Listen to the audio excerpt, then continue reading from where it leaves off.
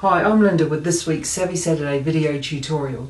The theme for Spellbinders this week is Die Delights. For my card today, I've chosen the Whimsical Tree die. I'm using it along with these stately circles, and for my card base I'm using the Grand Labels 1. I'm also cutting a smaller size than the Grand Labels 1 in my pattern paper, and I'm using the lacy circles and the standard circles, and for my sentiment I'm using the Charmed I'm Sure die. The thing to remember when you're making a card base with one of the dies is to leave a gap at the top. Make sure the top of your card comes inside the die so that when we take it out it's not cut and we have a card base. Just pop that one aside.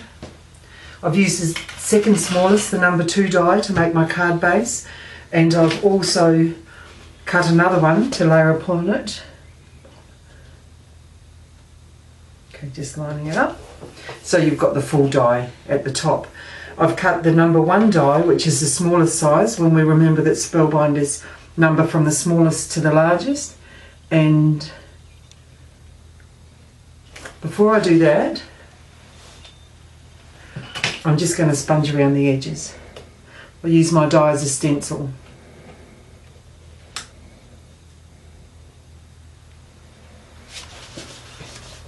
Right, I've used my die as a stencil and a dauber and some desert sand ink just around the edge to create a frame, and you'll see that that makes quite a difference.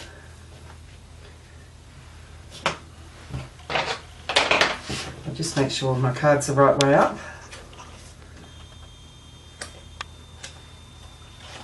Okay. Now I've used as I've said, I've used the number 1 size die, which is 1 size smaller, to create my background, and stuck it on using double-sided tape. I have used wax paper with these stately circles die because of the filigree work in it, and you'll see just how easily it pops out and the wax paper just lifts off. There we go. You can keep your wax paper to use on a project as a doily or in some form, and I'm just popping this onto the card base with 3D foam tape. For the next part I've used the lacy circles, and I've used the size 4 die, and I've used standard circles, the size 5 die, and I'm going to create a frame. And to do that I've put the standard circles inside the lacy circles, and I have used some tape. It is advisable to tape it so that it doesn't move and you get an even frame. I'm going to run this through the grand caliper.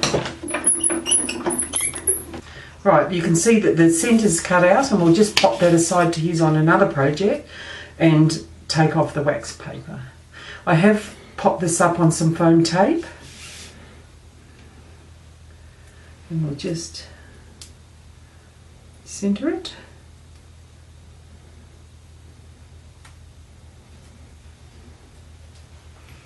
Any little bit of foam that's showing, just pop it under. Push it under. Alright, there we go.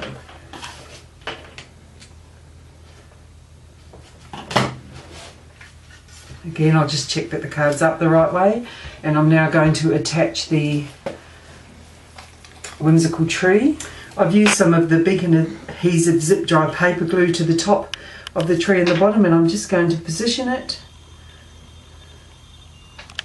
You only need to glue along the top and bottom areas because the tree is popped up slightly, just to give it a bit more dimension. I've pre-tied a bow and popped a brad in it, and I've also sponged the Charmed I'm Sure little banner and used a sentiment from the Just Right Shabby Chic Labels 4 set. Now I'm going to attach the sentiment with the brad.